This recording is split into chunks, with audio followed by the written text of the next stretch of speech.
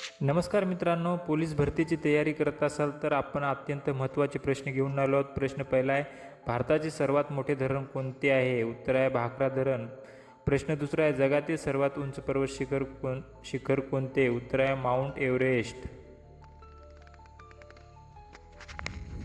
त्यानंतर आहे प्रश्न बघा, जगातील सर्वात मोठे वाळवंट कोणते? उत्तर आहे सहारा वाळवंट. त्यानंतर प्रश्न आहे बघा, मानवाने प्रथम चंद्रावर पाऊल कधी ठेवले? उत्तर आहे 20 जुलै 1969.